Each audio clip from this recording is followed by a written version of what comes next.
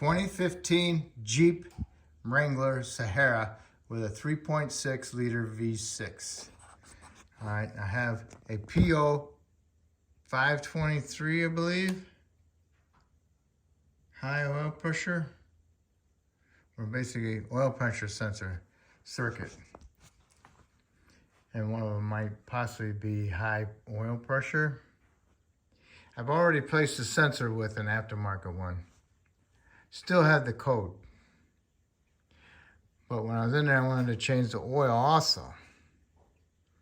And this has already had a oil filter adapter housing put on it, the aluminum one. So when I took out the oil filter, it was a Mobile 1 filter. It was really hard to pull off to get out of there. I mean, I know you're supposed to twist them and pull them straight, but this one just was really on there, really hard. And this is the aluminum cap. All right. And this piece fell out and when I took the filter out. It was inside there. All right, this piece supposedly goes over that.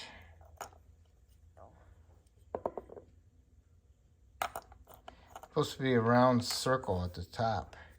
Doesn't look like that.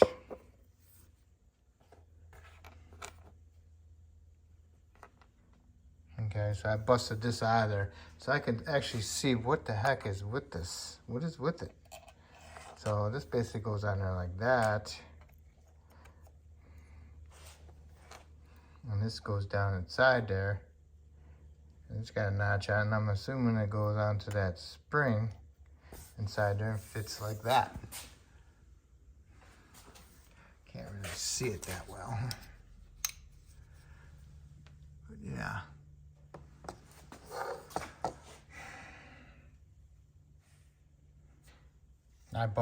This one's a lot bigger. I busted it because it had to come out. It wouldn't come out.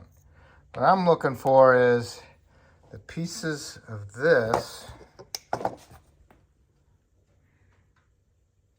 at the end there and the circle part. That's the pieces I'm looking for. Am I getting this code because of the pieces of this are inside the possibly, hopefully, in the oil cooler or that adapter housing? I hope so. So watch out when you install your filter. It isn't too tough. I don't know. When I took this out, I didn't find any extra pieces. It was just this. Where's the rest of the pieces?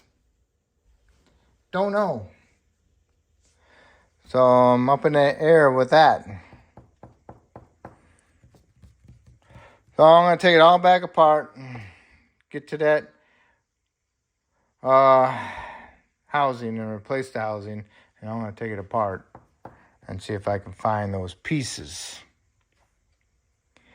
And then I'm going to put in a MOPAR pressure switch. Everybody says the aftermarket ones are bad.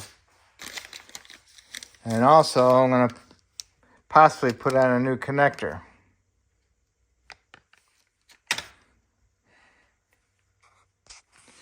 So I'm going to do this real fast. So I want to disconnect the negative battery cable, remove your air filter assembly, air intake tube, 1010, breather tube, remove it off of here because it'll be in your way otherwise. One clamp here. Got a temp sensor going inside here. It's right there. So remove that. Want to remove these two clips, door panel tool, and you got a 10 and a 10 holding the little bracket off. Then you want to disconnect your breather tubes right here, and then a vacuum line. Disconnect your connectors over here. One for your throttle body and borrow or something. And remove this little bracket. You got a 10 and a 10 and a 10 bolt, 2 10 nuts. That's where we're gonna be. And just so you know, it's what, 15 degrees out when I start this up in the morning, and the oil pressure reads 99 PSI, okay? I don't know if that's normal. I don't know. I'm not a Jeep guy. I don't work on these every day. So I'm telling you, I got 99. All right, so we'll compare that to when I'm done or whatever I find. So anyway, you got those two brackets off. So now you can pull this thing up out of there. Okay. And you also got a brake booster hose right here. Pull that one off. So this side's pretty much done. You have that bracket. It goes here for the throttle body to the cylinder head. All the harness and bolts to it. So this side's done. And we need to do is work on this side over here. Get this disconnected. You got your lock. Got to pull your lock towards you. Get it out of there and get it out of this thing because this white piece turns. Got to push in the tab over here. And you pull this section out of this one. And as you pull this one out of this thing's going to turn clockwise. I'm sure you've seen those with the little levers, but this is that style. This fastens into this little bracket. Get your door panel tool, lift it up, get it out of there. Got the two tabs. All right, and then you got your two 10mm bolts. And you got two 10 nuts, so you can pick up your heater line up a little bit and allow you can bend this bracket up. You want to bend that bracket up. Then you got your vent tube for your differential. Get that out of there. This one too, breather and another breather. And you can go ahead and zip tie them up out of the way. And once you get this bracket out of the way, then you can go ahead and remove your 8mm for your intake. There's none over there, they're all right here, all the way in a row, all the way in a row, and there's one back in the corner. You have to use a swivel, 8mm to get to it. Then you can go ahead and lift your upper plenum up. All right, the plenum bolts, there's 3 on top and 4 on the bottom. Got 1, 2, 3, and then 4 back in there. All right, and you can go ahead and lift this upper one straight up off of there. I might have told you there was total 8, but there's only 7. All right, and remember, push it on this tab, grab hold of this section and this section and pull this back. That comes off of there. That white thing moves with it. All right, now you can go ahead and get your harness out of the way, this out of the way. And what you want to do is you want to take this bracket and bend it up. The reason I undid these is to allow it to flex a little bit. All right. So you get these up out of the way. With your bungee cord. Bungee cord it up to here. Go around the small one. So what you're going to do is you're going to pick up on that intake on this side and you're going to pull it this way. That way it gets it out of those 2 little studs over there. Okay, got that all up out of the way. Bent my little bracket up. See? Picked up this intake, pulled it towards me a little bit.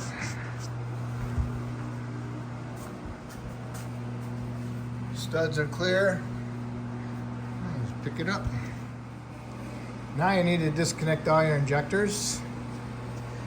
You use this to lift up on the lock, the red locks, and then I also use it to push it on the tab on the injector so I can unplug it. And on the driver's side, you want to disconnect the coils too, so you can get this wire harness up out of the way. You gotta push on a little tab. Sometimes they might have locks in there, but there ain't no locks in this one. Let's see. Yep. Okay. So I use it to pull up my tabs. Just get on there and pull them up a little bit. These haven't been pushed down, but then I can just go ahead and go underneath it and then lift it out and go in there and push it on it, and then I can go ahead and get my other hand in there and pull it. Okay, see the lock? Up. And you gotta push in that little tab right there, right below it. Okay? Okay, got that. Shoot. Got the harness out. Got two little retainers that clip into the intake or the valve cover. Put your door panel to it, remove those, and you can got this loose. And it also has two little clips from the fuel line. So next you want to do is remove your fuel line off of here. It's got two clips. You got to remove the blue one first. You pull up on these on both sides, and you can pull a little clip out. And you can use a little angle pick to help pull it out. And then after you get this one out, then there's another one on the other side that's white. Pretty much do the same thing to that one too. And here's the blue one. What you want to do is you want to open it up like that and just stick your pick in there underneath the side here and pull it out. And there's the white clip. So you gotta lift up these little arms, one here and one on the bottom. Lift them up a little bit because they got little hooks on them. And then you can go ahead and get your pick on this side of it. Get underneath it. Get underneath it and pry it out a little bit and remove it. Here it is. Helps if you have two picks, one on each side of these little notches, and then you can push it out and then you can grab hold of it with your pick and pull it the rest of the way out. There might be a tool, it might be a special way, but that's how I do it. And then you can go ahead and pull your fuel line off, and if you just had it running, it'll have a residual amount of fuel pressure in there.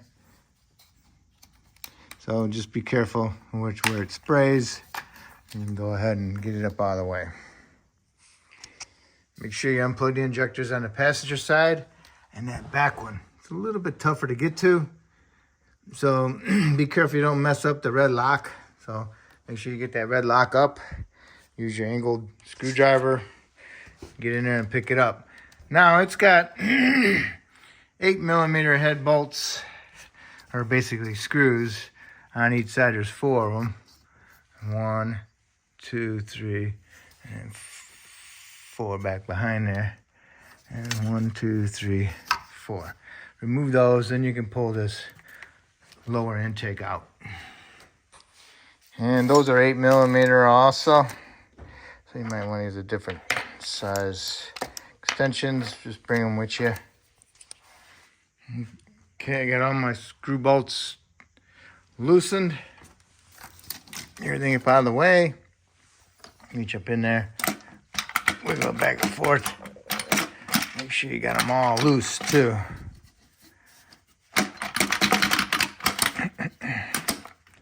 Might not have one all the way. There we go. Too much of a hurry, huh? Okay. Got that. All right. And there's the cooler oil filter adapter housing. Down there is your sensor and your oil temp sensor also. So if you're going to replace the oil cooler housing, you need to release the pressure in your cooling system. All right. And they got locks on them, so you might have to move your locks so you can unplug them. And then when you get them unplugged, make sure you look at that oil pressure switch connector. Make sure there's no bare wires on it. Make sure you look underneath the installation. All right. Oil pressure switch connector. Looks pretty good on the back side of it. Remove some of the insulation. So let's see. There it is. Helps me look at it too because it's down in there and I can't see nothing.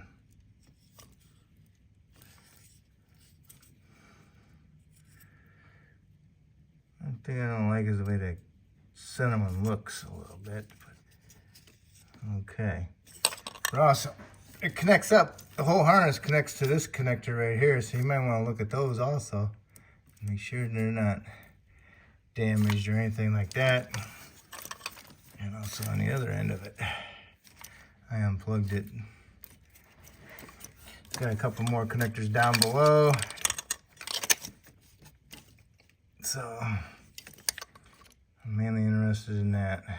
Just don't like the way that looks. So, but anyway, I decided to take this cooler out of there assembly, so I'm gonna get that out. But I'm gonna lose some of my coolant, and the coolant's gonna drain inside my oil passage, and possibly might drain down inside the oil pan. So I just changed my oil, so I'm gonna drain my oil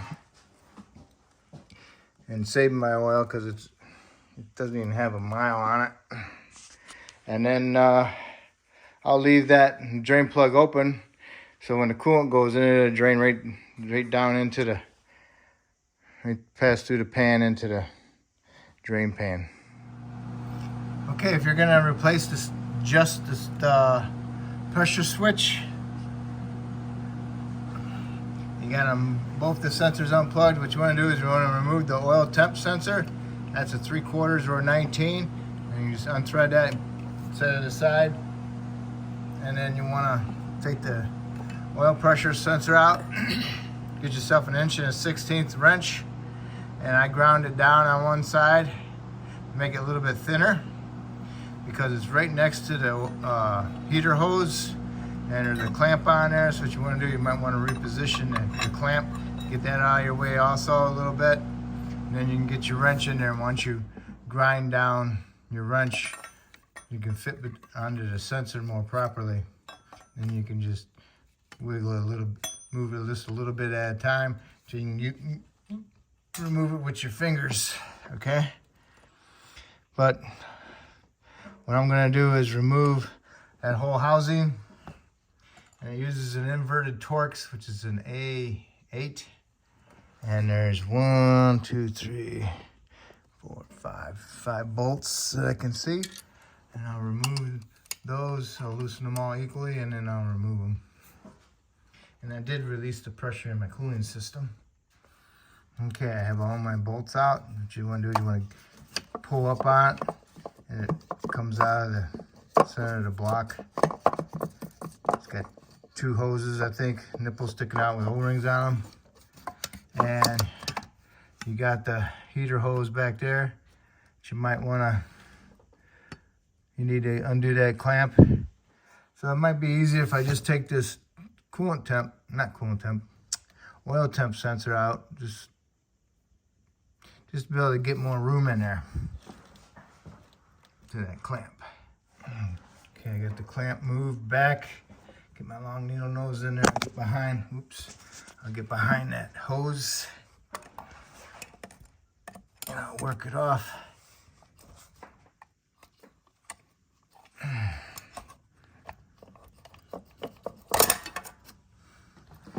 It's coming. Just that my oil sensor's in my way. Awesome. Alright, you get the idea, right? Yep, get myself I'll go down there and pull it off. And once you get it off, you might want to go ahead and angle it up so it don't sit there and drain out everywhere. Here it is, it's off. So now it's gonna drain out the back underneath your housing, because it's allowing it to get air in there. So it's gonna go drain to the back of the block and onto your floor. All right, so now I can go ahead and pull my whole housing off of there. And there it is. I want to inspect that, but I also want to inspect in there to see if I can find my pieces. Full of oil, full of coolant. So what you need to do is go ahead and clean all that out. Be careful not to drop anything down. This one, and that one, and that one. All right. And also, one thing I forgot to tell you, as you're taking this thing apart, before you take it apart, blow it all off, get all the dirt off the intake area. And as you take it apart, just keep blowing all the dirt out, because you don't want the dirt falling down your intake passages or your oil passage. Okay? Didn't find any plastic pieces in here or anything. I even looked inside the passages. If they're inside there, it's gone. So maybe I'm just being over paranoid. I'm gonna replace this connector for the sensor. This whole thing comes out of there. Got the knock sensors. Pulls out the little brackets in the block. I ended up breaking the little plastic clips. They get brittle. So I'm gonna go ahead and cut this off and then get me a new one on there. So I'm gonna solder a new connector on there. Do one wire at a time. And make sure you put heat shrink over it. And I got me a little connector. I removed the coating and I used the centerpiece. So I'm gonna solder that together and then I'll let it cool. And then I'll put my heat shrink over it and then I'll heat it up and shrink it onto there. Okay. Get them soldered together, heat shrinked. I'm all set. Put my harness back in there, and hopefully my valley's all nice and dry now. I had some caps I put over the holes for the oil. Nothing would fall down in there. Cleaned it the best I could. Got the new harness back in there. And I sucked up all the antifreeze and I got the sucker in there in case I see it coming up so I can suck it again. So I'm getting my oil filter adapter housing ready. Got my new sensor plug screwed into it. So you need to put some grease, Silglide on your O-rings and make sure the block is all nice and clean for that. Then you can go ahead and place that in there. And get your bolts started and then snug them up. Got the filter adapter housing in there. I got all the bolts snugged up. And you want to torque them to 106 inch-pounds. Make sure you use a crisscross pattern, tighten them up, and go over them a couple times just to make sure. And then next you need to do is go ahead and plug your sensors in and your hose for your coolant. So you might want to do the coolant hose first and then do your sensors. Got everything back on. Got my hose on. I used the long needle nose on the clamp and I put the clamp right back onto the markings. Got my pressure switch sensor plugged in and my oil temp sensor plugged in. Got my main connector in the back for it connected. And now all I need to do is go ahead and wipe off my intake surface and put my intake back on. Got the hiccups. And snug up your bolts. Before you put your intake on, make sure you blow out those intake passages on the cylinder heads to make sure no dirt fell down inside of them. And then you can go ahead and put your intake back on. Snug up all your bolts, and then you want to torque them to 109 inch-pounds. All right, plug in all your injectors, plug in all your coils on this side, put your white little clip inside here for the fuel line, push your fuel line on. Now go get your blue clip, and the white clip only goes on there one way, otherwise it binds up. And also on the blue clip, there's a little tab in the middle. Make sure you line that up into the hole, and I'm sure the tab goes towards the firewall. Put it in there and that's it. Okay. All right, now we're ready for our upper plenum. Make sure your gasket's good. Clean off your plenum and place your plenum on top and get your bolts snugged up. Make sure you tilt that intake in there. Get those two studs in that bracket. Push the intake down because it's gonna go like that. And then you can start your screws. All right, Get your intake bolt and the upper plenum bolts snugged up, and then you want to torque them to 89 inch-pounds. 3 on top, 4 on the bottom, 1 away in the back. And once you got that all done, go ahead and put your bracket back down on there. Put your 2 10s in there and your 2 10 nuts in the back for the hose. And you can go ahead and put this on and the other connector. Put them together. Make sure you watch this thing go together, and a little tab comes out and you can line that up and push it in. Got those 2 nuts tightened up, got these tightened up with the bracket and the 2 bolts, and go ahead and put your wire connectors back on. Make sure that one clips under the throttle body. Oh, this one does. Clips under the throttle body like that. All right. Okay, and go ahead and push the rest of them in and get them all going. What's next? Next, after you get all this, you need to top off your coolant.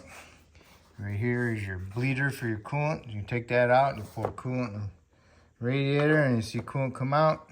Put the plug back in, okay? Careful, it's plastic. Next, go ahead and push that insulation back there, and then put in your 2 brackets.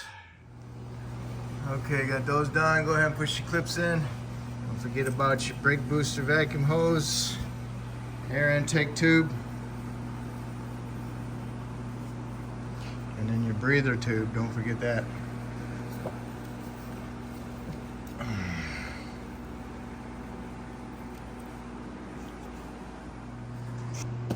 All right. Don't forget to connect your battery. If you didn't lose any coolant, open up that, take that housing off of there, then you don't actually need to do anything with the coolant. Just double check it after it warms up. All right, so if you changed your oil, make sure you put oil back in it. If you took the drain plug out like I did, make sure you put it, close it. What I'm gonna do, since I had some coolant go, let's see here. I didn't really get any coolant in the oil, but I just wanted to make sure. So I'm gonna go ahead and put my plug back in and put my oil in it. I'm gonna start it up and then double check everything, and then I'm gonna park it outside overnight, and I'll double check it in the morning. Here we are next morning. Let's see. Check engine light will be over here.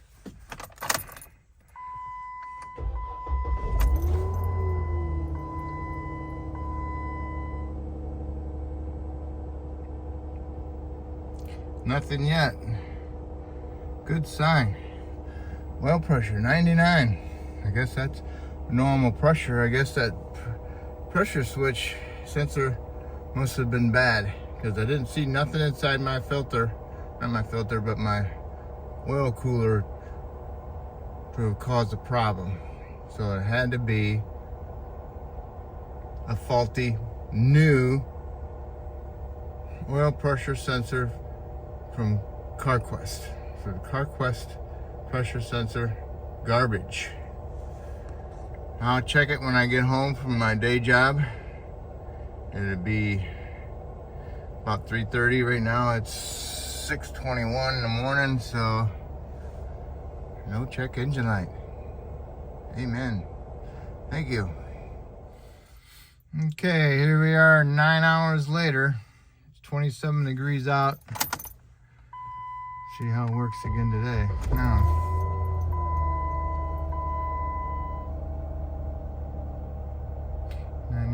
PSI, no check engine light. Amen. Okay. Aftermarket oil pressure sensors do not work.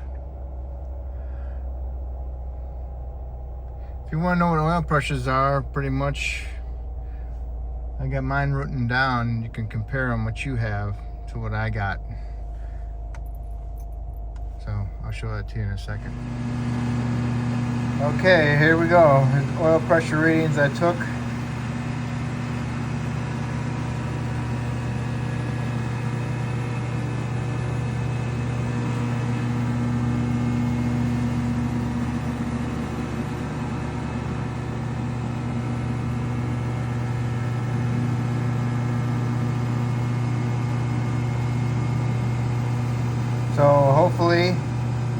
I helped you out with this video, and I think the problem with the oil filter housing was it had a Mobil 1 oil filter on it, and it was really hard to pull off, and I think that's what broke that oil filter cap.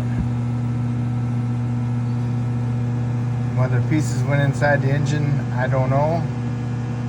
I'm not the one who put that Mobil 1 filter in there. And also, I feel the problem was the aftermarket